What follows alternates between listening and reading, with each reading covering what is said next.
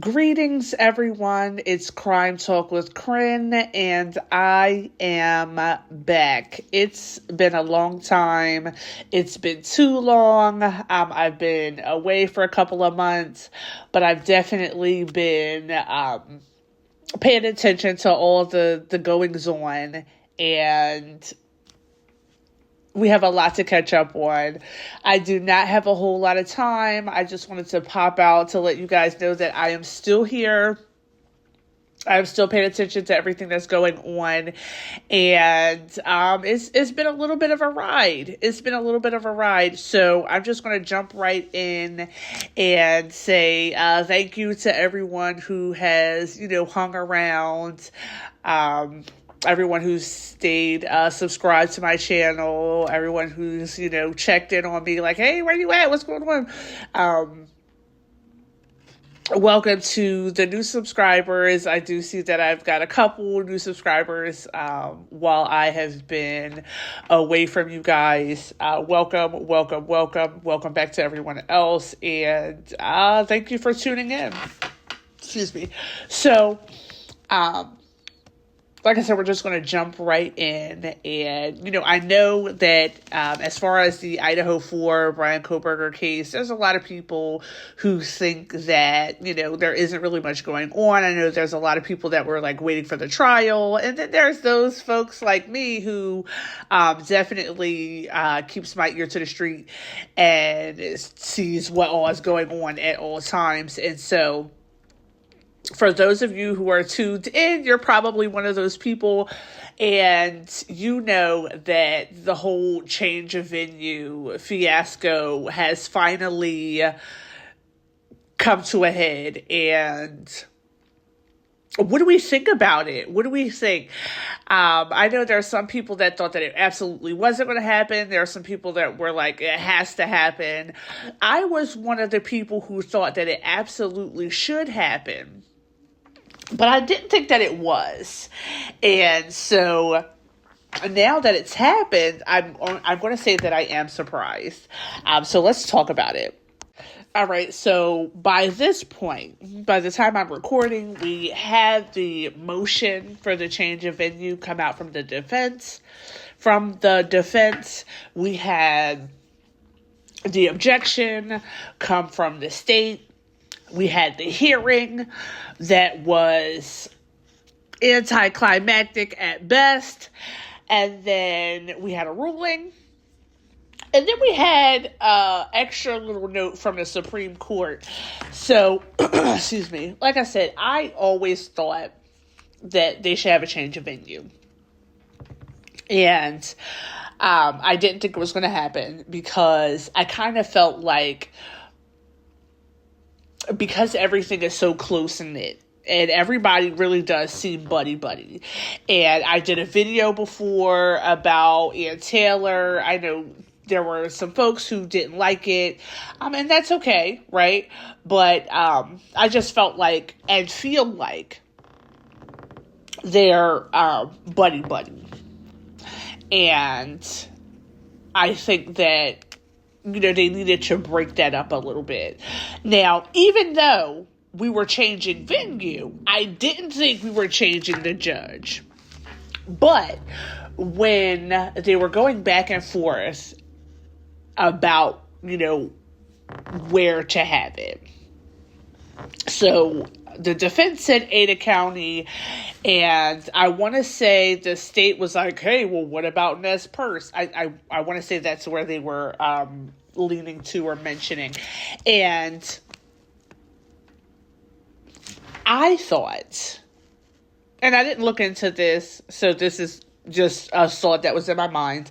I thought that the defense was trying to get away from Judge John Judge, and maybe they were picking somewhere that he could not preside over the case. And I assumed that the state was saying, well, hey, what about this place? Because Judge John Judge could still preside over it there. This is just what I assumed. It turns out we're getting a new judge, we're getting a new venue, and the fact that it's happening immediately, the fact that Brian Kohberger has now been transferred to Ada County already, and Judge John Judge is out of here, it's interesting. It's interesting. Now, I haven't dug deep too much. I know there's people saying that he stepped down. There's people that say he walked away. There's people that say he got kicked off. I haven't went into it yet to find out exactly where he went, right? But I do know that there's the folks that, get busy on the internet. They've already found the mugshot picture. I think we're going to be okay as far as still having access to the information, the filings. I'm sure someone's going to track down the next hearing, and we're going to know, how we're going to view that. But now that there's a new judge, the reason why, I'm sure we'll find out in time. But now that there's a new judge, I wonder how things are going to go, because, they were fighting for no cameras, and that's how we ended up with the Judge John Judge YouTube channel, which is going to be gone now, because if he's not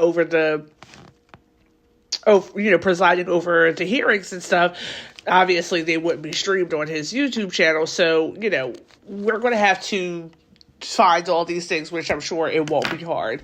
I do wonder if everything is going to be recorded, what's going to happen as far as the rulings with no cameras in the courtroom, and is it going to be more strict? Because now they've had a change of venue, and they stated all these things that are happening that have potentially created a biased jury pool. So now, if we've changed venues, are things going to become more strict? Are they going to be more restricted? Are we going to have people that are live tweeting from the courtroom again? Or is it going to be, as closed off as possible? How is the new judge? What's he going to be like? How is he going to rule? I know that part of the request for a change of venue was somewhere that was, geographically further than where the crimes were committed. And I can understand that, right? Because it's like, yes, this is still Idaho. Yes, you still heard about it, but you're not as emotionally connected or invested. I looked it up. It looks like from Latah County Courthouse to the Ada County Courthouse is almost 6 hours. So that does suck for the witnesses. And that does suck for the family of the victims, the ones who wanted to attend in person. It does suck, right? Because, at first it was like a hop and a skip, and you're at the courthouse, and now it's like a hop, a skip, a jump, a overnight stay, and you're going to have to find accommodations for the duration of the trial. And so I know that I'm sure it does cause an unexpected inconvenience to the families and the victims, but because we're seeking justice for the students, for the victims who lost their lives, I'm sure they do think that it's worth it. It's just an unexpected inconvenience. So, I'm going over the documentation, and the defense did this whole presentation. I mean, they had hundreds upon hundreds of news clips and articles and examples and press releases and everything to show that the potential jury pool had been, negatively impacted by the media, right? And they mentioned social media, they mentioned bloggers, and they mentioned podcasts. And I think that it's interesting because I think that when you factor in what mainstream media is doing, and then you hold that in comparison to what is going on social media and blogs and podcasts and YouTube and the like, I want to say that kind of balances the scales. So you have people like me who, report what's happening. And, I try not to get into too much of who probably could have done it other than Bryan Kohberger, if he did it on his own, if he had help, if he did it at all. I try not to do too much of that. I have my opinions. If you want to hear it, drop down, leave me a comment, and we can definitely get into it. But I try to just give my opinions on, the things that are happening, right? We've had hearings and filings, and the Gonzalez family with their never-ending interview circuit. And I don't blame them. Because even though there's some people that think that there's nothing happening, so it's like, what are you guys talking about? I believe that if we don't keep talking about it, it's not going to get the coverage, right? Because the mainstream media is reporting on what's going to get them views as well, right? And so, people say that YouTubers and podcasters and stuff, it's just clicks and views. It's just clicks and views. But the reality is mainstream media does the same thing. Mainstream media does the exact same thing, because they have to put out content that people want to see, so that way they can, put in their ads and in advertisement, and so they can, get their money as well, get their views up and all that. So it's not just the folks, on the internet. It's not just the YouTubers and, people trying to capitalize on a tragedy, as they said. Mainstream media does the same thing. There's a Lacey Peterson documentary, that's out now, and it's like, that people are interested. The John Benet Ramsey story always pops up in the circulation because that people are interested. And so because this is where the interest lies, mainstream media uses that for views and ratings as well. But anyway, listen, I've been going for a while, so this is going to be a little bit of rambling because I have stuff to say. I have to catch up. I have to get back into the swing of things. So just please, just bear with me. So anyhow, the state, getting back on course here, excuse me, the state, some weeks and months back, the state said that they needed for the trial to be in the summertime. And they listed things like accommodations and parking and school being in session and sporting events and all those things. And so I believed that all of the reasons that the state gave for why the case needed to be in the summertime was reason enough for them to change the venue.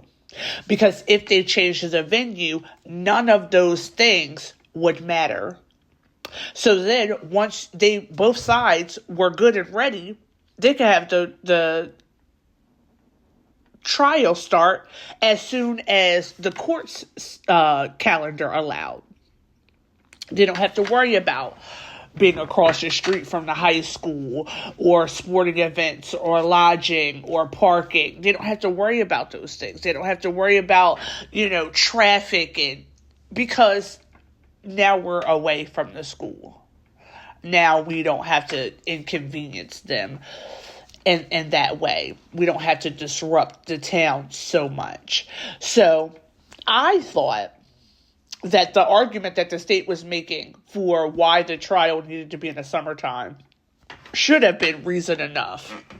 Forget whether or not the community has been so tainted and they're now so biased that they can't make a decision based off of facts. Forget all of that.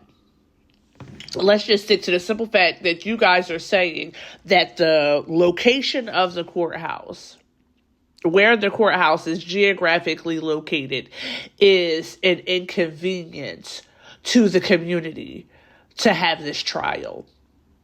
And that should have been enough for them to just move it. So the defense team goes on and on and on about the media and the things that have been put out, which clearly, at the end of the day, none of that was even relevant. Because when they came out and they listed security reasons, not having enough court clerks, not having enough space, the daily operations of the courthouse being impacted, y'all knew from the beginning that y'all couldn't have this trial here. And so, I don't know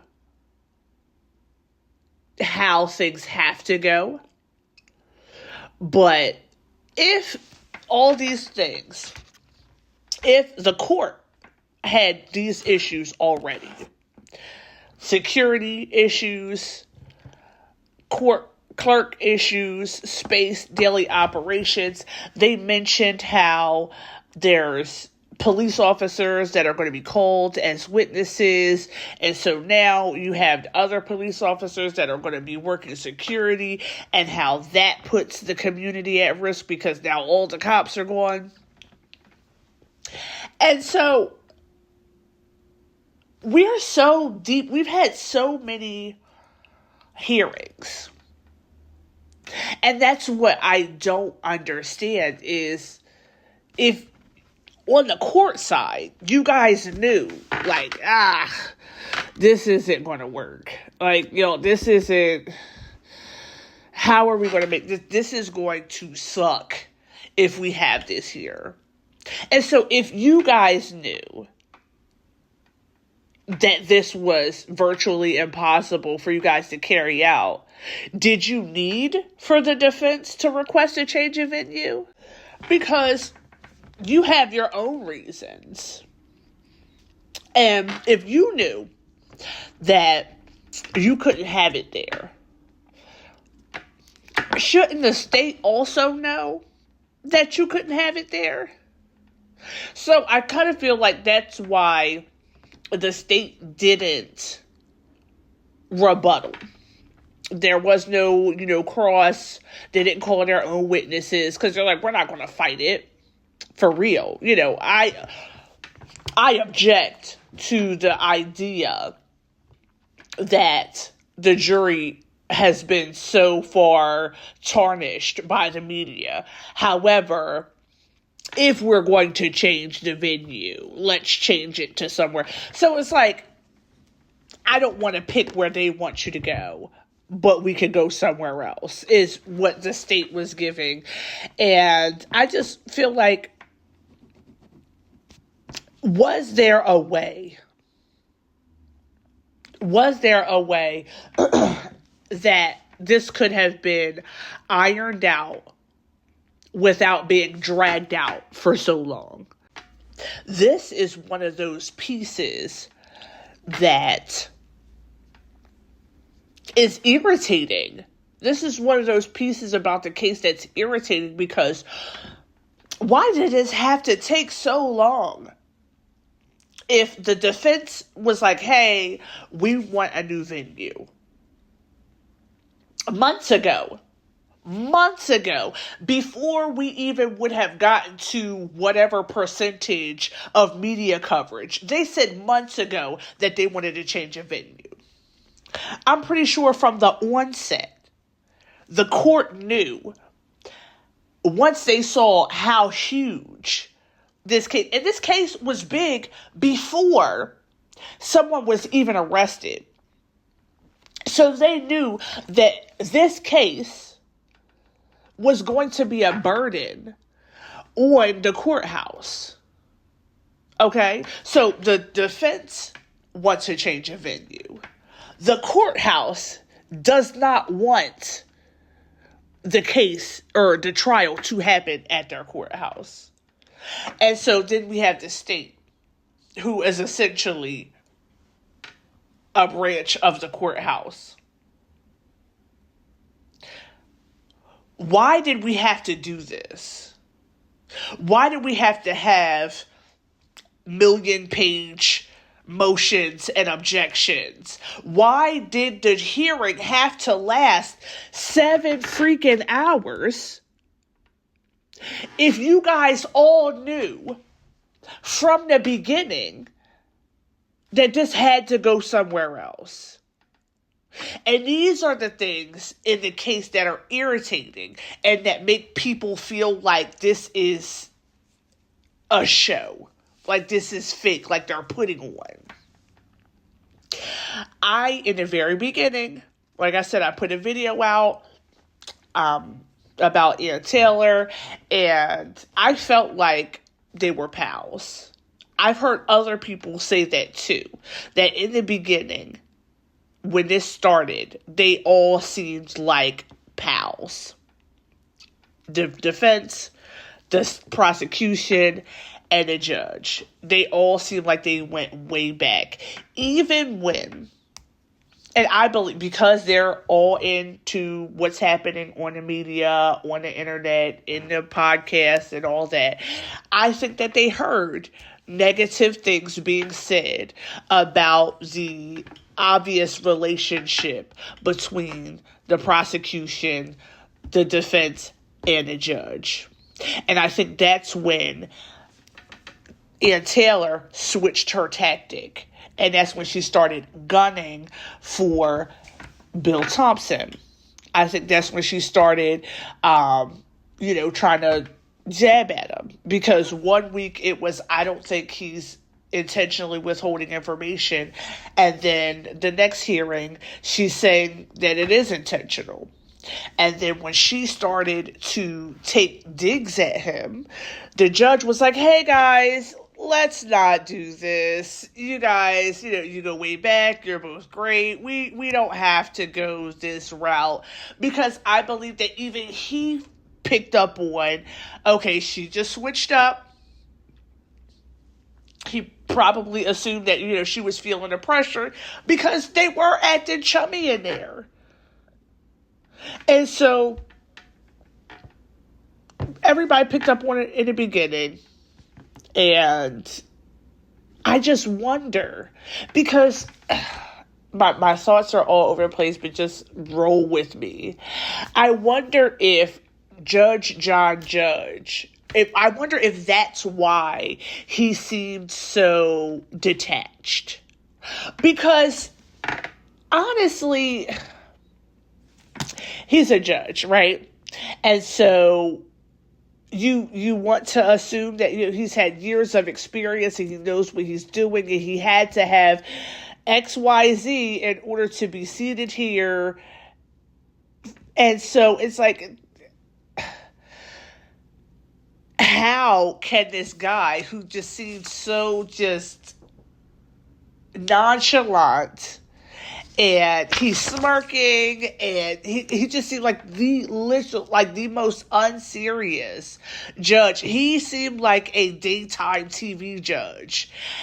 And even then, I think that they probably had like a little bit more personality. So he just really seemed like he wasn't with it. And I wonder if he didn't give it too much because he knew that he wasn't going to be able to see it through to the end. I wonder. Also, they requested a change of venue for the trial, right? So I wonder if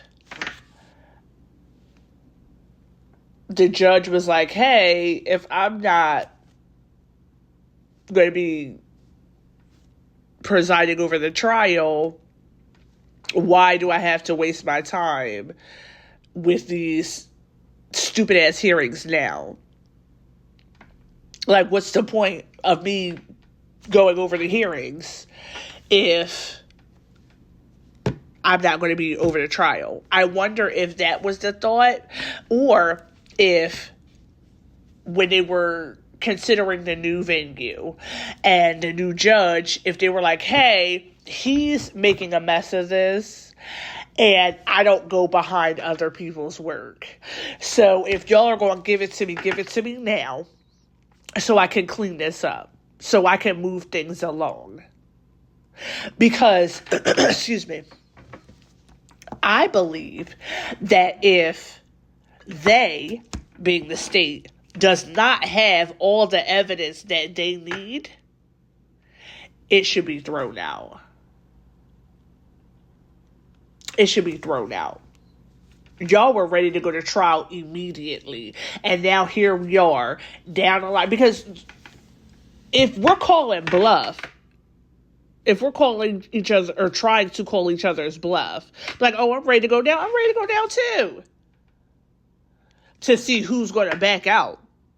And then now you have Ann Taylor. Well, I don't know what she's saying now. But, you know, when they were setting the date for the trial, she was talking about how she was even nervous to say next summer.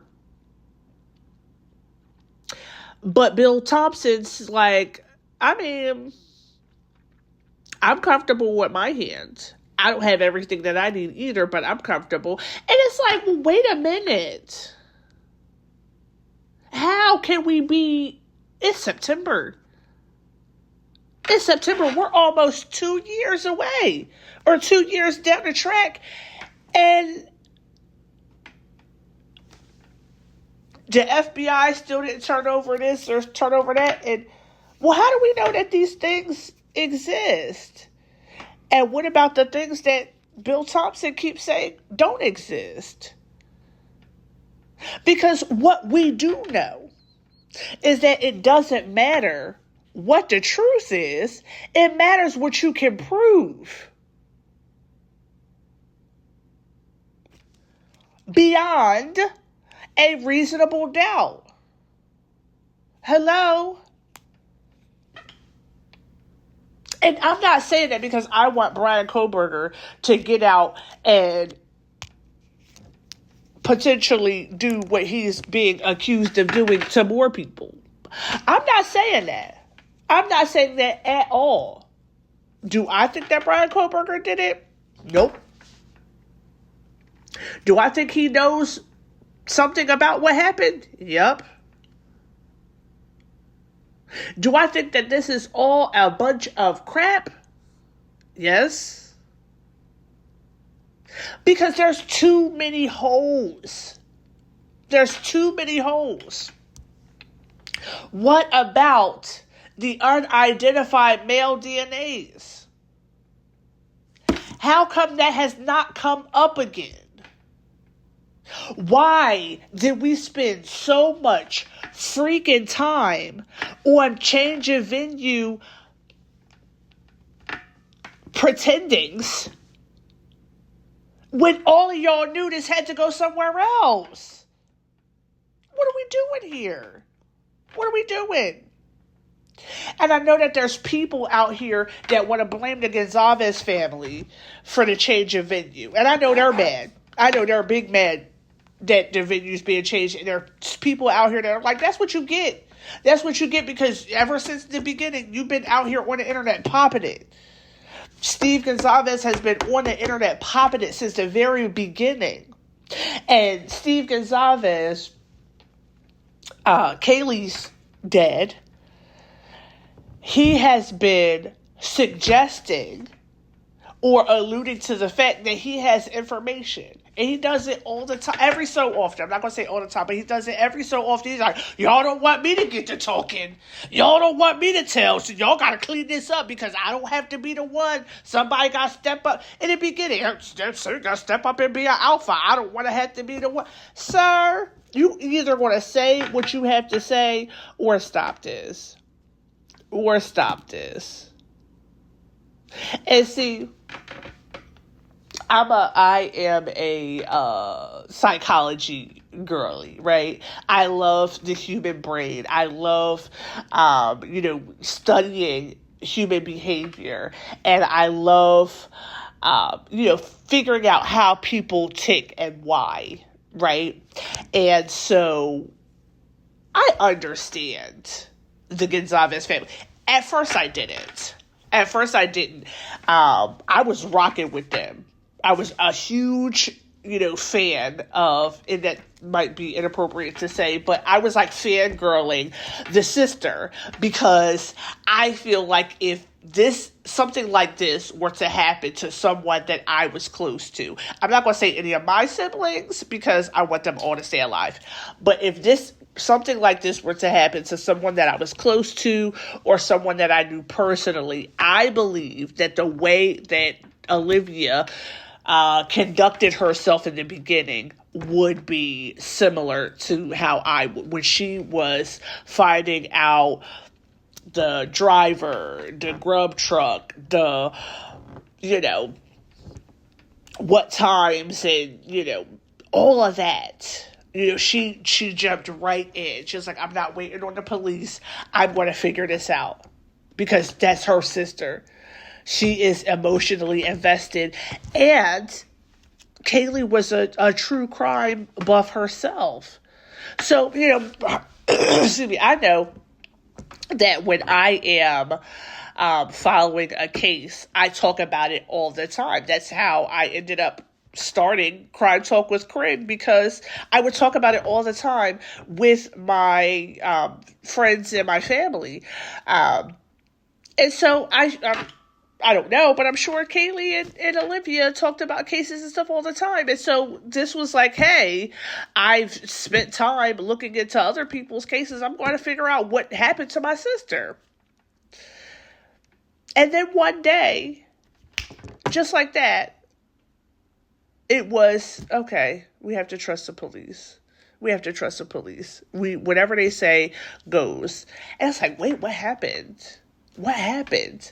And I remember Steve saying that he had, learned about someone and then he was told not to talk to them. And I don't know if that interception is what stopped them in their tracks. I also remember that Steve said that he found a connection between Bryan Kohberger and at least one of the victims. And then the gag order came out. And in the beginning, we thought that nobody could say anything about it ever. But then we learned that that wasn't the case. But then Steve never doubled back to say what he was about to say before the gag order. And so we don't know if he knows something or doesn't know something, but it seems like I don't believe that Steve received, I don't believe any of the families, let me be clear, I do not believe that any of the families know anything more than what the public knows by way of law enforcement. So I don't think that law enforcement has told the families anything because of the media. So I think that they, obviously wouldn't tell them everything anyway. But I do believe that maybe they would have told them something by now to give them comfort if, one, they had anything, but also if they weren't all over the news. And because they're doing interviews with everybody that puts a microphone in their face, I think that that's also part of the reason why they have not been told anything more than we've been told. Do I think that Steve may have found things out on his own? I do. And I think that that's part of why he jumped onto the Bryan Kohberger train. I think that he jumped on the Bryan Kohberger, and this is 100% speculation. This is just my opinion. This is what makes sense to me right now. But I think that it beats the alternative. I think that saying that Bryan Kohberger was a creepy stalker incel guy who's just obsessed with these girls that he saw on the internet or wherever, and he, if I can't have them, I think that beats the alternatives that he's heard. When he said that there's going to be things that come out in trial to, paint everybody in a bad light, I think that those are the things that he's been trying his damnedest to avoid coming out. And so, I think that this is better. I think that this is a easier pill to swallow. I think that this does not re-victimize the victims. Because as soon as you start talking about motive, people get up in arms. It's just for no reason. It was no reason that they start naming off all these serial killers that killed people randomly. And I'm like, okay. There are so many things that have come out in this case that make it seem like way more. And whether they're conspiracy theories or what, speculations or, people being online detectives, whatever it is, there have been so many theories that have come out that seem way more realistic than Bryan Kohberger randomly coming across this house. When you factor in, and I'm not going to let it go. My very first video, the video that started Crime Talk with Crin, I was going off because I'm like, there could have been 50 people. There could have been a whole fraternity. The whole frat house could have been over there. Because Sigma Chi is like, what? Across the parking lot, basically? They all could have walked over there. They could have been having a beer pong tournament. And you just walked in there like, yeah, I got this knife. I'm about to go off. What? Him?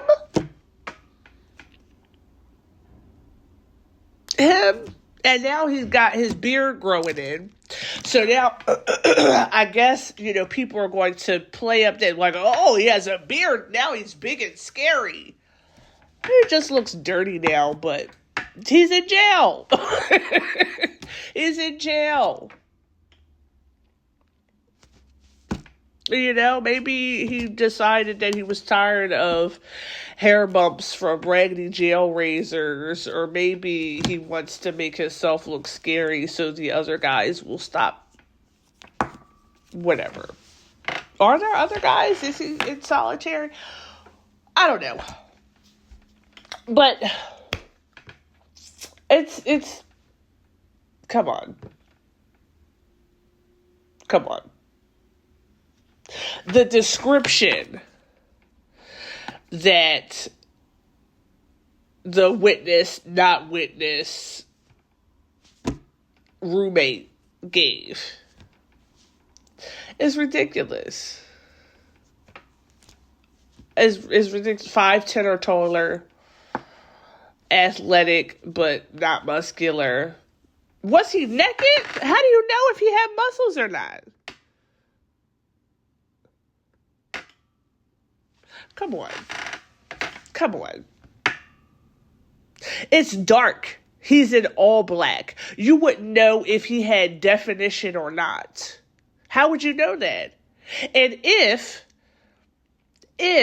you could see enough to see that he wasn't muscular, you didn't see that he has practically glow-in-the-dark blue eyes? Did he have a hat on? Did he have a hood on? Did you see that he had curly freaking hair?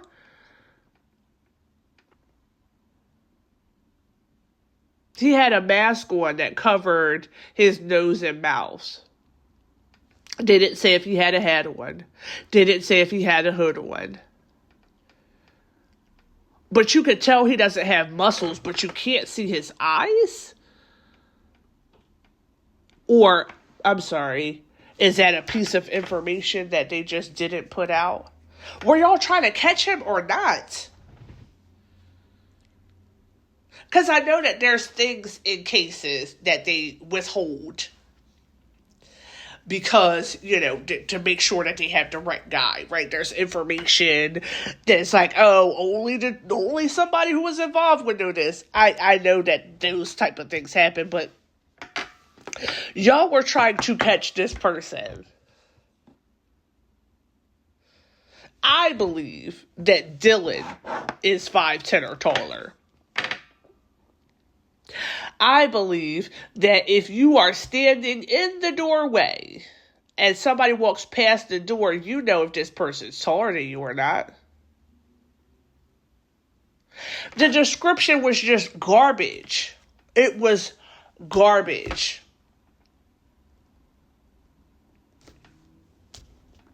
There's so many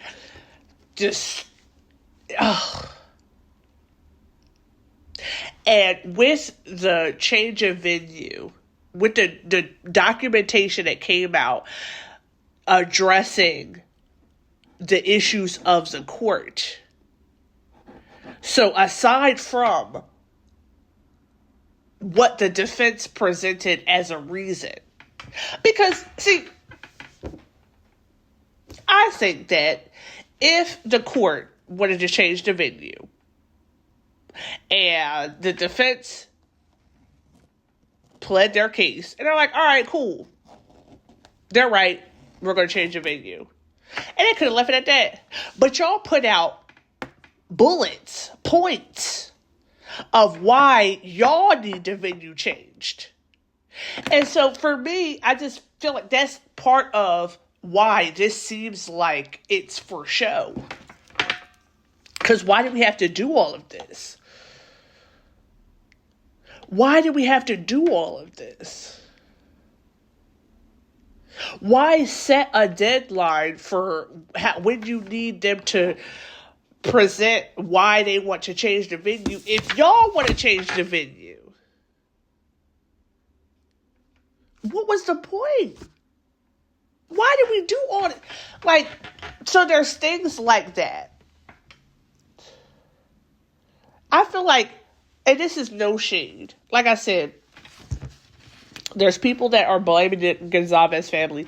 I do not. But I will say that they seem to be more upset about the change of venue than they were the house getting knocked down. That's just my opinion. That's just my observation. The way that they're carrying on about the change of venue, that's how I expected them to behave when they were talking about knocking the house down. Because I'm like, seriously? Y'all knocked the house down. We haven't even gone to trial yet. There's gaping holes in this case. We don't know which way it's going to go. And y'all knocked the house down? I think that's crazy. And they didn't fuss too much. It was almost like, it's out of our hands. This was out of your hands. This was out of your hands. And if y'all put up a GoFundMe to pay for the car, y'all could put up a GoFundMe and pay for your accommodations for a couple of months so y'all can go to Ada County, right? I mean, it's inconvenient, but I know I'm not even trying to be funny. I'm not being sarcastic. I know that it's worth it. But I just thought that it would have been a bigger fuss when they were knocking the house down. And people just seemed like, yeah, it is what it is. Yeah, why not? Why not? And honestly, when they were talking about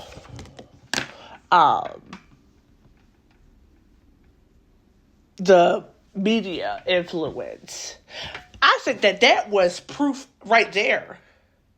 When they agreed, when everybody was on board for the house to be knocked down, it was like, oh yeah, they got their guy. We don't need the house. We're good. There's no way that there's going to be another trial. There's no way that they're going to need to possibly ever go back in there. But then when they were saying like it was altered so much, why would y'all do that? Y'all don't even know if y'all have the right person. Matter of fact, they didn't even have a person. Because as soon as Brian Kohlberger was extradited back to Idaho, Ian Taylor had to say, whatever y'all are doing over there, stop. Because they had already done, apparently, irreparable damage. So what's it really about? What is it really about? Because I still go back to the fact that they said that the community wasn't in danger. Meanwhile, the person who y'all are alleging committed the crimes was able to carry himself across the country. What? What was the plan here? What was the plan here? Y'all are saying that this man went into a house that could have been packed with fraternity boys.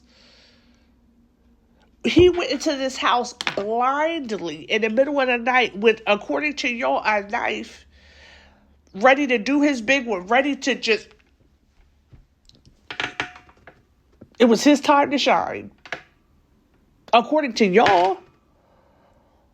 In less than 10 minutes, he was in and out. It killed 4 people. Left 2 witnesses and a dog. And not a drop of blood. Not a drop of DNA from any of the victims on his person. That's the person, that guy, the guy who can do that. Y'all let out in the world from November 13th to December 30th and let him carry himself across the country. Do you know how many people he could have eliminated if he needs less than 10 minutes to kill 4 people on 2 floors? Do you know what he could have done going across the country if he's the guy that y'all are talking about?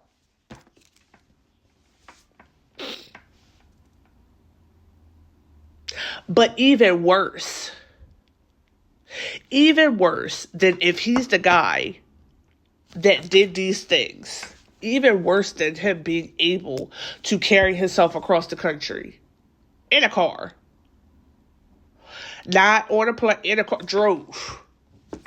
Whole country was at risk, according to y'all. But even worse than him being allowed to do that is if he was not the person that did it. And the person or people who actually did do it are still out there.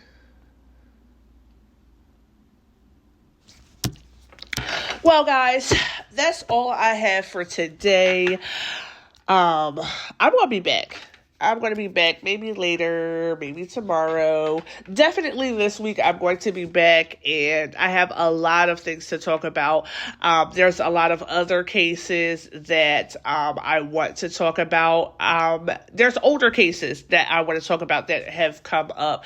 Mitrice Richardson, the anniversary of her death and disappearance just passed. Kendrick Johnson has been in the media a little bit. Kanika Jenkins, the anniversary of her death just passed. And there's two cases in my area that, I say two, but it was two stories that I heard. So one is about a 37-year-old woman who disappeared on a camping trip in the Pine Barrens, I believe. But I want to say 5 months ago. And then I read an article about 6 kids, very close to where I live, that went missing in August, very close to each other. So they were in close proximity and also, within days of each other. It was 6 kids. From what I gather, one of the kids has been found. I've been digging, trying to find out what she said, like where she's at, what happened. So, I want to get into that as well. And I also want to put out a video, to parents and to people who, have young people in their lives or, are have access to young people and, some of the things that we should be talking to them about as adults. And I know that young people don't really like to listen to old people, but things are getting scary. Things are getting scary. And I know that, abductions and trafficking and things of the like are not new. But some of the technologies are definitely new, and kids have just a lot more freedoms and access these days. And so I want to just chat with you guys about that. But like I said, that's all I have. Thank you so much for listening. Thank you so much for sticking around, and I'm back. So stay tuned.